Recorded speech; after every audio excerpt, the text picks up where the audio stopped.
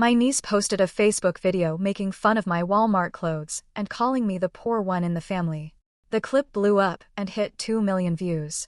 What she didn't realize was that her $1.8 million trust fund came from me, and it included a behavior clause. Her 21st birthday was only 2 weeks away. The trust manager saw the video. And so did I. The phone began to vibrate, a nervous flutter against the polished wood of my desk.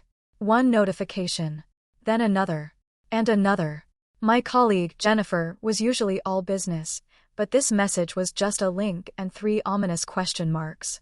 A moment later, my friend Paula sent the same link with a single, blunt word, "Wow."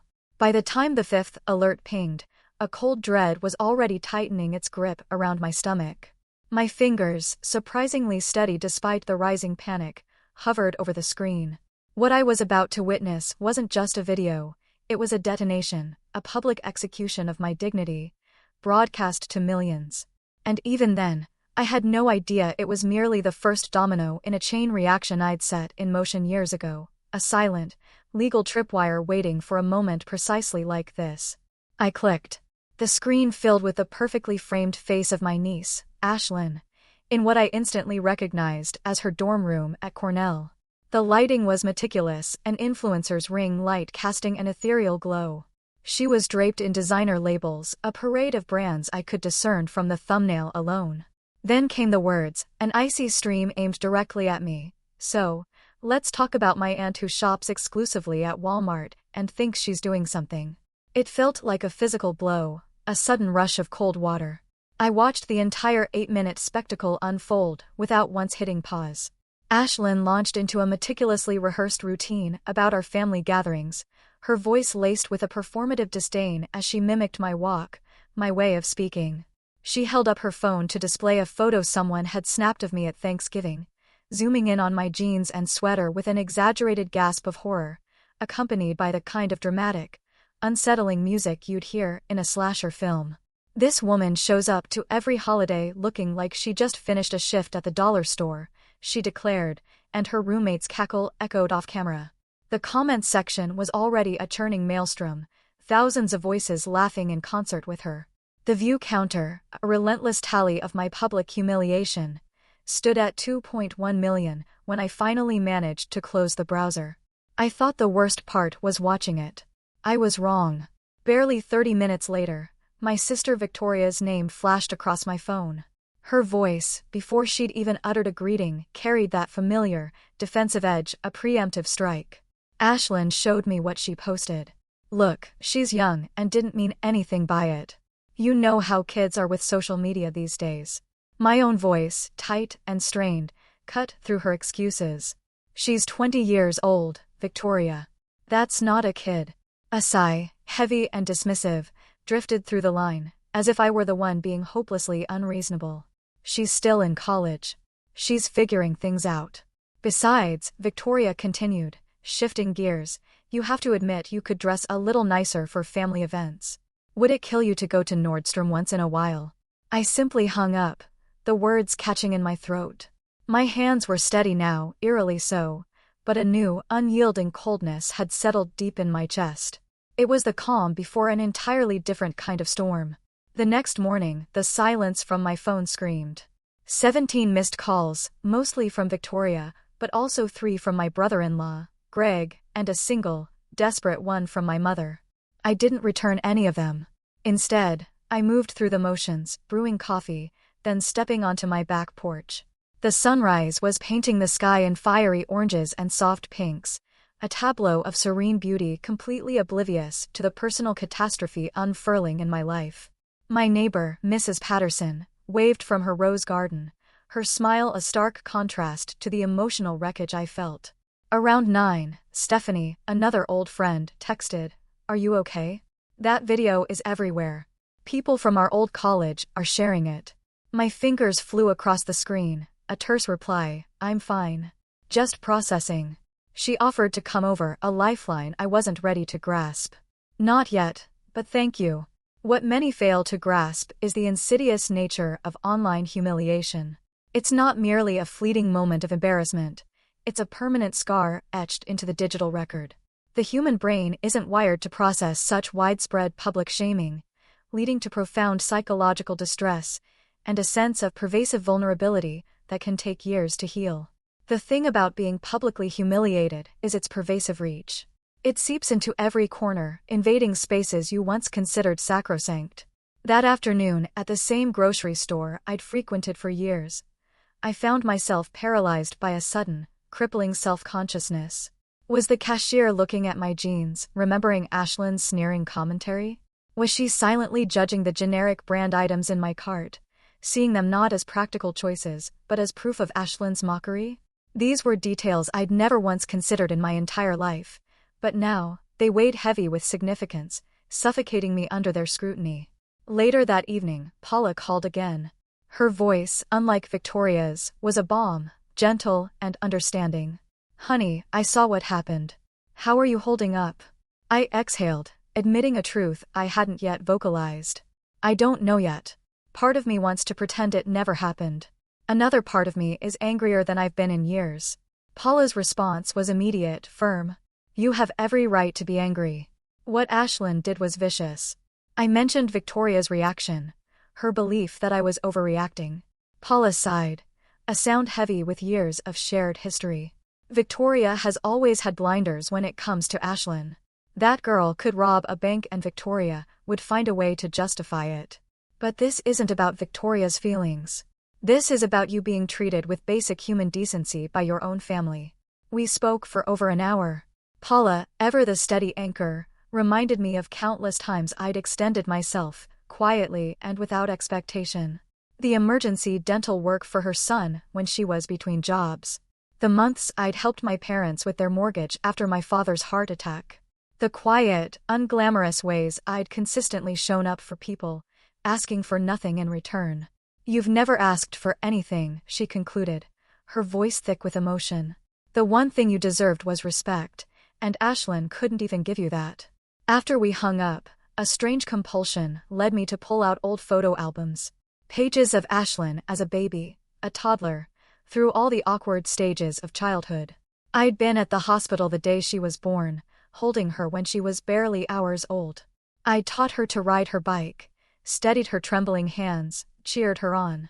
I'd stayed up late, helping her with a middle school science project when Victoria was working a night shift, the two of us hunched over diagrams and glitter glue.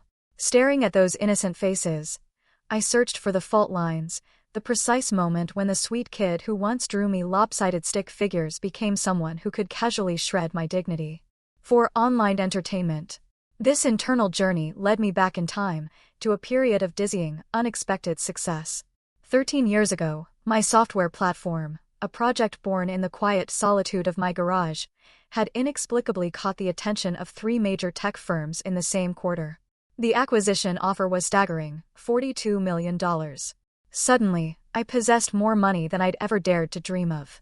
My financial advisor urged diversification, investment, portfolio building. I did all of it. But I also set aside a substantial sum for family. Ashlyn, then 8 years old, was a bright, curious child, brimming with potential. Victoria and Greg, good people, had always navigated a precarious financial landscape.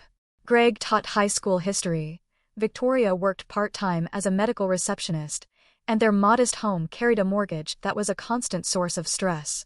I wanted to create a profound shift in Ashlyn's trajectory, to provide a foundation of security that would allow her to flourish without the anxieties that plagued her parents. The trust fund was meticulously crafted with the help of my attorney, Richard Chen. The principal sum was $1.8 million, earmarked for release on Ashlyn's 21st birthday. Over the years, the investments had matured, pushing the value closer to $2.3 million, enough to fund any education she desired, launch a business, buy a home, or establish genuine financial independence. But Richard, with his shrewd foresight, insisted on a specific addition, what he termed a character clause. "You're giving a child access to life-changing money," he'd stated during one of our planning meetings. "You need protection against the possibility that she becomes someone who would waste it or use it harmfully." The clause was stark in its clarity. The beneficiary must demonstrate good moral character and judgment to receive the funds. Any behavior indicating cruelty, deliberate harm to others, or a fundamental lack of basic human decency could trigger a formal review by the fund manager. Should the manager determine a violation, the funds would be redirected to designated charities. I agreed, primarily because Richard was unfailingly thorough, never truly believing it would ever be necessary. Ashlyn had been a sweet child. I'd envisioned her maturing into a thoughtful young woman who would responsibly steward such a significant gift. What I didn't know then was that a carefully constructed safety net, years in the making, was about to snap taut. The fund was managed by Whitmore and Associates, a fiduciary firm operating with complete independence. I received annual performance reports, but control over distribution decisions lay entirely with them. This was intentional. Richard had wanted to prevent any accusations that I might manipulate the terms based on personal feelings. Ashlyn's 21st birthday was set for September 14th, a mere 16 days away. I didn't need to contact Whitmore and Associates. Their standard practice for trusts with character clauses involved monitoring beneficiaries' public profiles in the months preceding a major distribution, a proactive search for any red flags. It was part of their due diligence. And that's when a conversation from over a decade ago echoed back, chilling me to the core. 3 days after Ashlyn's video went viral, Daniel Whitmore himself called. His voice was professional, carefully measured. "Miss Garrett, I'm calling regarding the trust fund established for Ashlyn Porter. I assume you've seen the social media content that's been brought to our attention." "I have," I replied, my voice a flat monotone. "We need to schedule a formal review. The content appears to potentially violate the character clause as written in the trust documents. I want to be clear that this is standard procedure. We'll be conducting interviews and gathering additional information before making any determination." "I understand," I said. "I also need to inform you that as the trust grantor, you'll be asked to provide a statement about whether you believe the clause has been violated. Your opinion will be one factor in our assessment, but not the only factor." I assured him of my full cooperation. The days that followed felt surreal. I continued with my routine, client meetings, conference calls, contract reviews, but everything was cloaked in a strange, unsettling film of unreality. My assistant, perceptive as always, noted my distraction, asking if everything was all right. "Just dealing with a family situation," I'd offered, a technically true, but grossly inadequate explanation. The video, meanwhile, continued its viral rampage. By day 4, it had been picked up by several of those insatiable gossip websites that traffic in aggregated social media content. Someone had even turned it into a reaction GIF, isolating the moment Ashlyn held up my photo with her exaggerated expression of horror. That GIF was now proliferating across Twitter and Instagram, completely severed from its original context, a self-perpetuating meme. I wondered if Ashlyn, in her quest for fleeting online notoriety, understood the digital monster she'd unleashed. This wasn't just a video anymore. It was an indelible stain, a piece of contempt destined to exist on the internet indefinitely. Years from now, my name, her name, could be searched, and this artifact of cruelty would inevitably resurface. The permanence of digital content, especially derogatory content, is something few truly consider until it's far too late. On day 5, my mother called. Her voice was strained, that particular tone that signaled she was attempting a fragile neutrality. "Veronica, I need to understand what's happening. Victoria says you're trying to take away Ashlyn's college fund." "It's not a college fund, Mom. And I'm not trying to take anything away. There's a process happening that was built into the trust from the beginning. But surely you can stop it. You created the trust. You have control." I specifically set it up so I wouldn't have control. The fund manager makes decisions based on the terms of the trust document, not on my personal feelings. Her voice sharpened, laced with accusation.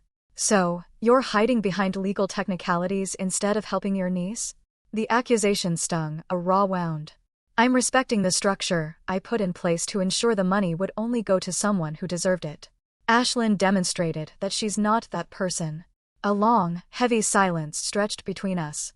"She's made a mistake. Everyone makes mistakes at 20. Mom," I challenged, "when you were 20, would you have publicly humiliated a family member for millions of people to laugh at?" Her retort was swift, defensive.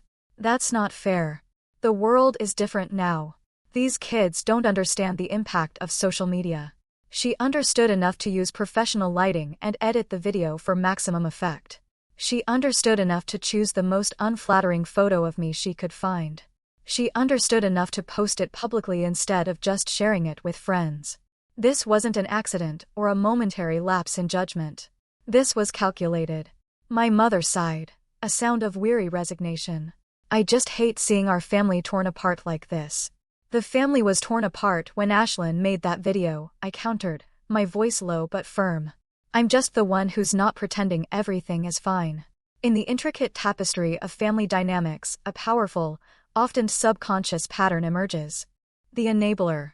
This individual, driven by a desire for peace or a misguided sense of protection, shields others from the natural repercussions of their actions, inadvertently fostering a culture of entitlement and a skewed perception of justice. After we hung up, I sat in my office, staring blankly at the wall. The family dynamics were playing out exactly as I'd anticipated. More concern for maintaining appearances and avoiding conflict than for addressing the actual transgression. It was infinitely easier to pressure me to let it go than to hold Ashlyn accountable. Feeling a perverse sense of obligation, I pulled out my laptop and did what I'd been dreading. I read through the comments on Ashlyn's video. Hundreds upon hundreds of strangers, weighing in on my appearance, my worth, my very existence. Some were viciously cruel, their barbs far exceeding Ashlyn's initial mockery. Others were casual in their dismissiveness, treating me as a mere punchline in their daily entertainment. But scattered amongst the vitriol were comments that gave me pause. A few brave souls had pushed back, calling Ashlyn out for her mean-spiritedness. Imagine thinking you're better than someone because of where they shop, one person wrote. This says way more about you than your aunt. That comment had 847 likes, a tiny beacon of validation. Another, from a profile picture of a young woman in scrubs. I'm a nurse and I shop at Walmart because I'm paying off student loans. This video is classless garbage and you should be ashamed. That one had 1,203 likes. While the ratio still heavily favored those who found it hilarious, knowing that some strangers, people who didn't know me at all but recognized a fundamental lack of human decency, had defended me, offered an unexpected sliver of comfort. Victoria called again that evening. Her voice was completely transformed, devoid of anger, choked with tears. Did you do something? Ashlyn just got a letter from some law firm saying her trust fund is under review. What is going on? My voice was calm, almost detached. The trust has a character clause. The fund manager saw the video. A vast silence stretched between us, thick and heavy. When Victoria finally spoke again, her words tumbled out, fast and frantic, a torrent of defensive panic. You're going to ruin her life over a stupid video? She's a college student. Everyone makes mistakes. She's an adult who publicly humiliated a family member to millions of strangers. That's not a mistake, Victoria. That's a choice. So, you're going to take away her entire future because she hurt your feelings? Her accusation hung in the air, dripping with condemnation. I'm not taking anything away. The fund manager is following the terms that were established when the trust was created. This has nothing to do with my feelings. Victoria's voice cracked, raw with emotion. She's your niece. You're supposed to love her unconditionally. I do love her, but love doesn't mean removing all consequences from cruel behavior. Maybe if she'd learned that earlier, we wouldn't be here. I ended the call before she could offer another rebuttal. Over the following week, the silence from my family was deafening. No calls, no texts, no attempts at communication. I had been effectively excised. And while a part of me had braced for this, another part felt the loss more acutely than I'd anticipated. These were the people I'd shared holidays with, celebrated milestones with, supported through myriad difficult times. Now, in their narrative, I was the villain, the vindictive aunt who'd callously destroyed a young woman's future over hurt feelings. I continued to work, moving through my days with mechanical precision. But at night, alone in my quiet house, I found myself adrift in a sea of self-doubt. Was I being too harsh? Was Victoria right, that people Ashlyn's age didn't fully grasp the far-reaching implications of their actions? Should I have found a way to intervene before the fund manager made his decision? Then, the memory would resurface, the video, the deliberate cruelty in Ashlyn's voice, The way she'd laughed while describing my clothes. The theatrical performance of it all, calculated for maximum entertainment value at my expense. And I would remember that character isn't about perfectly understanding consequences in advance. It's about possessing the basic empathy, not to hurt people in the first place. The true measure of character often isn't revealed in times of prosperity, but in moments of adversity and consequence. When individuals are insulated from the discomfort of accountability, growth is stifled, and the vital lessons embedded within challenging experiences remain unlearned, ultimately perpetuating destructive behavioral cycles. Stephanie invited me to dinner at her place.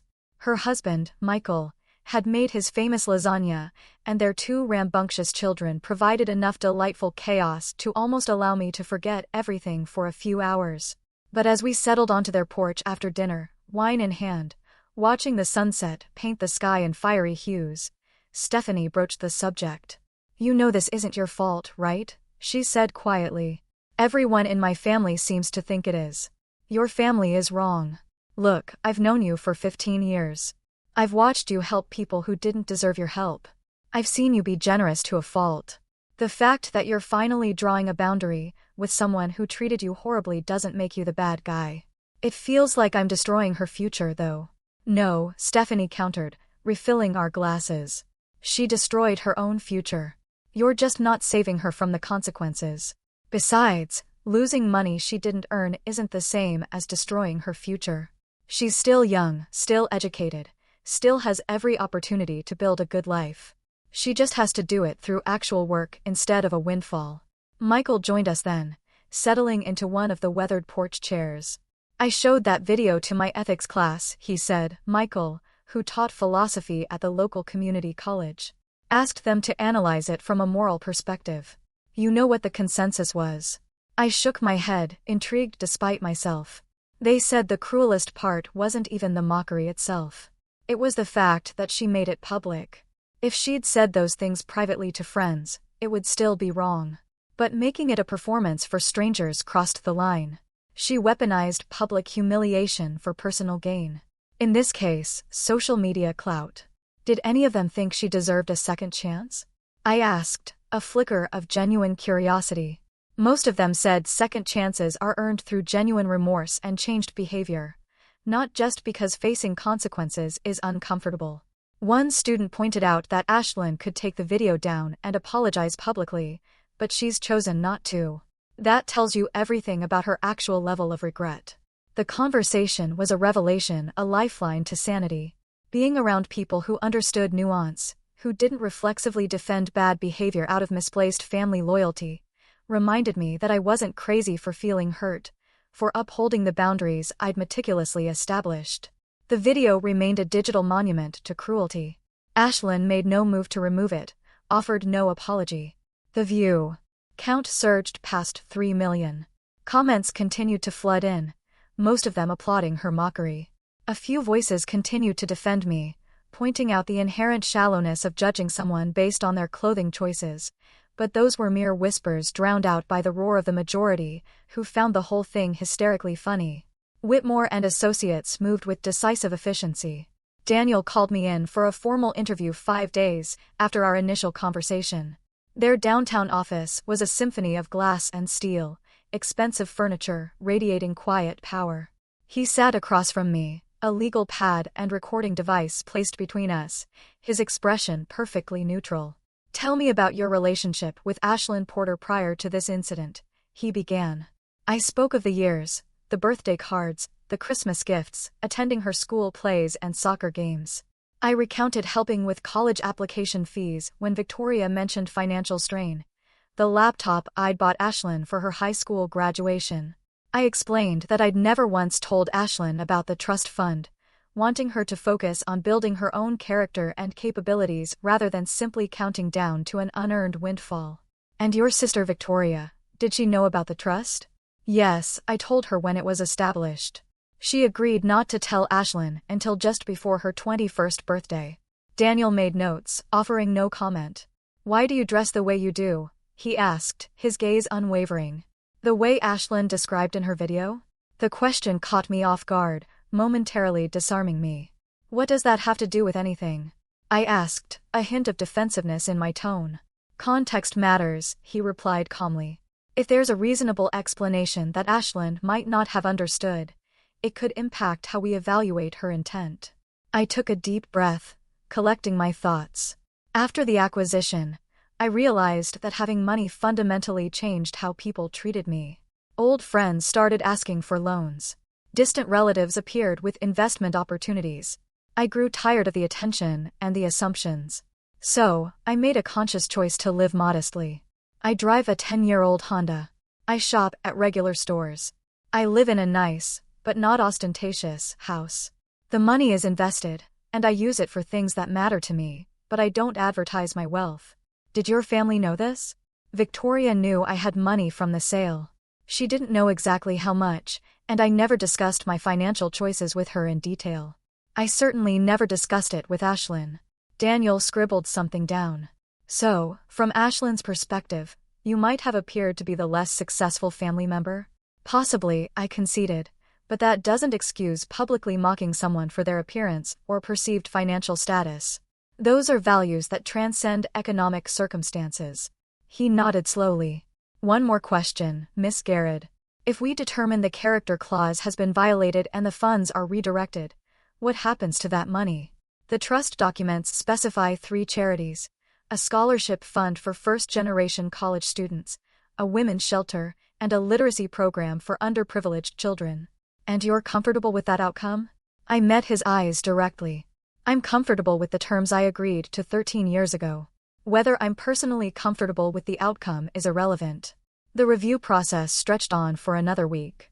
During that time, Victoria's calls became relentless, her messages swinging wildly from furious to pleading to outright accusatory.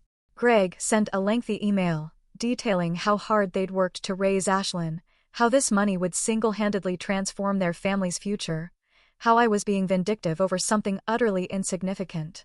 I responded to none of it. Ashlyn herself never reached out directly. According to Victoria, she was devastated and couldn't believe her aunt would do this to her.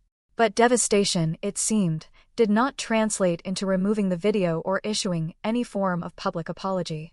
The post remained, still accumulating views and comments, a testament to her continued defiance. On September 10th, just 4 days before Ashlyn's birthday, a formal letter arrived from Whitmore and Associates. The language was legal and precise, but the conclusion was unmistakable. The character clause had been violated.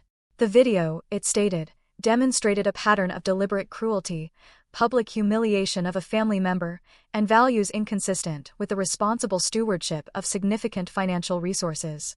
The full amount of the trust fund would be distributed to the designated charities instead of to Ashlyn Porter.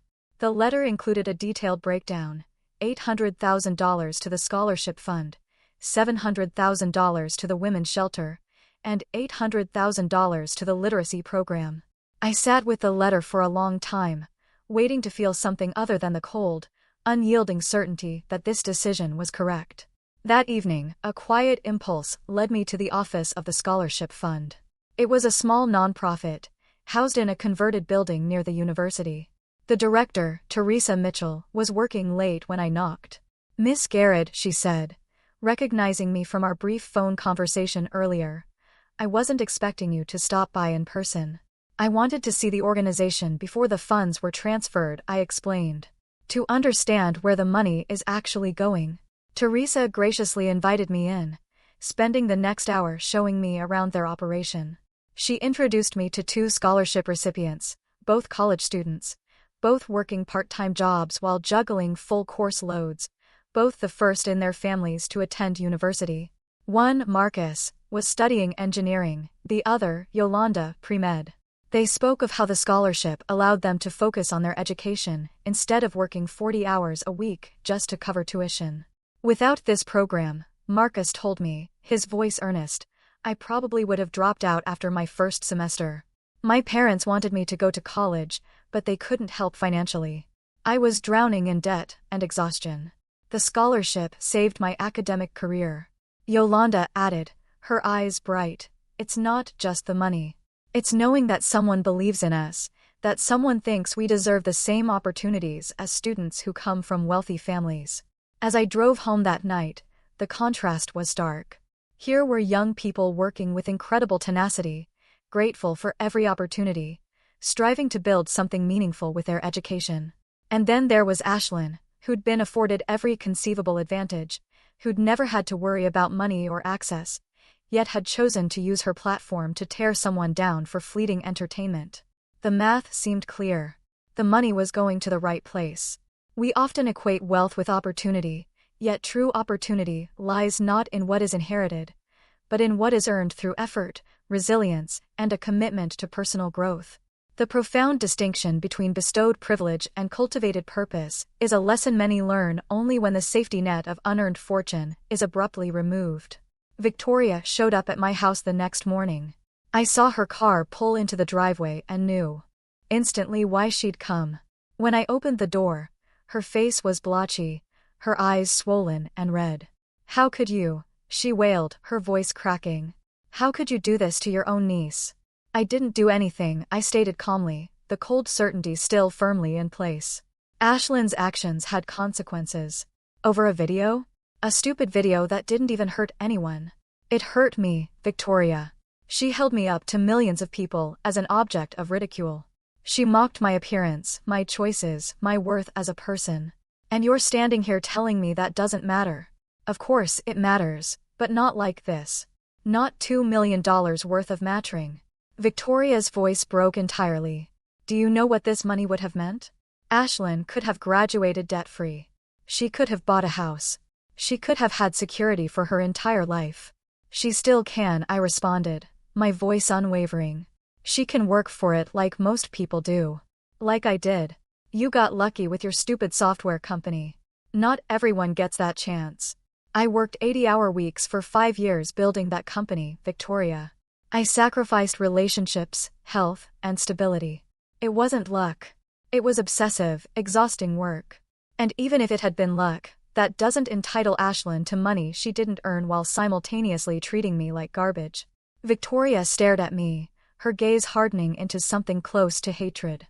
"She's your family. So am I. I was your family when she made that video. Where were you then?" "I told her to take it down," she mumbled, "after it went viral. After millions of people had already seen it. And she still hasn't removed it, has she?" Victoria looked away, her shoulders slumping. "That's what I thought," I said quietly. "She's sorry she lost money. She's not sorry for what she did." My sister left without another word. I watched her car disappear down the street, and felt something final, definitive, settle into place within me. In the days that followed, I received messages from extended family members I hadn't heard from in years. Most arrived bristling with unsolicited opinions about what I should do, about family loyalty, about forgiveness. My cousin Brenda sent a lengthy text about how blood is thicker than water, and how I was setting a terrible example by abandoning Ashlyn in her time of need. I typed back a single, precise response. The full phrase is, "The blood of the covenant is thicker than the water of the womb." It means that bonds we choose are stronger than bonds we're born into. Ashlyn chose to humiliate me publicly. I'm choosing to respect the boundaries I established years ago to protect against exactly this kind of behavior. Brenda didn't respond. Then, surprisingly, my father called. We'd never been particularly close, and he usually maintained a strict neutrality in family conflicts. "Your mother is upset," he said without preamble. "I know. She thinks you're being too hard on Ashlyn." "What do you think?" I asked, bracing myself. There was a pause, a weighty silence. "I think that girl has been spoiled her entire life. Victoria and Greg never told her no, never gave her real consequences for anything. Now she's 20 years old and doesn't understand that actions have repercussions. Maybe this is the lesson she needs to learn." The support was unexpected, a sudden warmth that made my throat tighten. "Thanks, Dad. Just because I agree with you doesn't mean I can say it out loud at family gatherings," he added, a dry chuckle in his voice. "Your mother would have my head. But between you and me, you're doing the right thing." We talked for a few more minutes before hanging up. It wasn't a long conversation, but it resonated more deeply than I could articulate. Ashlyn's birthday came and went. I sent no card, no gift. According to Paula, who maintained a distant connection with Victoria's side of the family, There was a small party with Ashlyn's college friends. No one mentioned the trust fund, though apparently everyone knew. The video finally came down 3 days after her birthday, but by then, screenshots and reposts had irrevocably spread it across multiple platforms. I buried myself in work. My consulting practice had grown steadily over the years, and I took on 2 new clients needing help scaling their operations. Days blurred into a focused rhythm of meetings, strategy sessions, and problem solving. In the evenings, I returned to my quiet house, grateful for the space, for the predictable order. 2 months later, an elegant invitation arrived, a fundraising gala for the women's shelter that had received part of Ashlyn's redirected trust fund. They were expanding their facilities to serve 50 additional families per year, and the donation had been nothing short of transformational. The director wished to thank major donors in person. I attended the gala in a simple dress from Macy's and shoes I'd owned for 6 years. No one commented on my outfit. The shelter director, Caroline Ross, gave a moving speech about how domestic violence survivors needed not just temporary housing, but pathways to genuine independence. The expansion would include job training programs, childcare services, and legal assistance. One donation in particular made all of this possible, Caroline said, looking directly at where I sat, an unexpected gift that will change hundreds of lives. To the donor, if you're here tonight, thank you. You've given these families something more valuable than shelter. You've given them hope. The applause felt warm, genuine, a stark contrast to the hollow laughter of Ashlyn's video.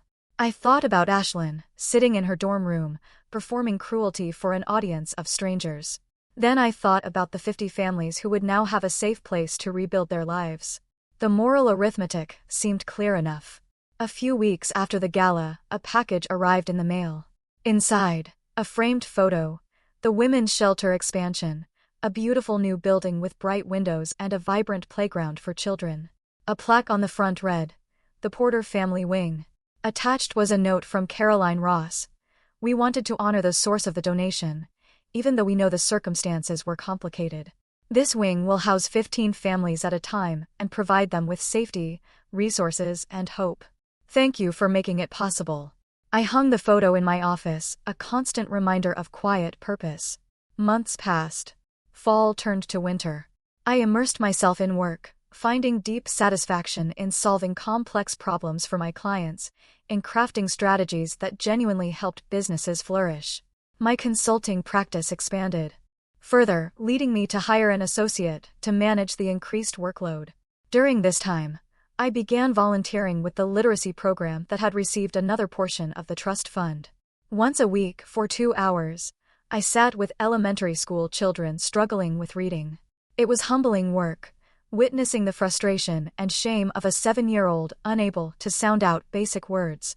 But it was also profoundly transformative to see their faces light up when something finally clicked, when they successfully read an entire sentence or finished their first complete book. These children were battling against circumstances far beyond their control: poverty, unstable housing, parents working multiple jobs with no time for homework help. They weren't asking for millions of dollars. They simply wanted a chance. One afternoon, I worked with a girl named Destiny, who reminded me, painfully, of a younger Ashlyn. Bright, curious, full of unharnessed potential. She had just finished reading a picture book entirely by herself, an achievement that would have been impossible for her just 2 months prior. "I did it," she beamed, her pride radiating. "You absolutely did. How does it feel?" "Like I'm smart," she whispered, almost shyly. "My teacher said I might be smart after all." My heart ached a little. "You are smart, Destiny. You've always been smart. Now you just have the tools to show it." Driving home that evening, I reflected on privilege and opportunity, on the sheer random luck of being born into circumstances that support success. Ashlyn had enjoyed every advantage, every opportunity, every tool imaginable. These children had almost nothing. Yet, they showed up every week, working harder than Ashlyn had probably ever worked in her life, grateful for something as simple as someone taking the time to read with them. The trust fund money, I realized, was doing more good here than it ever would have in Ashlyn's bank account. Victoria and I didn't speak for the rest of that year. Christmas arrived without our usual family gathering. Paula informed me that Greg's parents had hosted a small get-together. Ashlyn had come home from Cornell for winter break and seemed quieter than usual. I sent a card to Victoria's house with a simple message, wishing you peace. She didn't respond. In January, an email landed in my inbox from an address I didn't recognize. The subject line read, "From Ashlyn." I stared at it for several minutes, a tremor of apprehension running through me, before finally clicking it open. The message was short, devoid of the performative confidence that had characterized her video.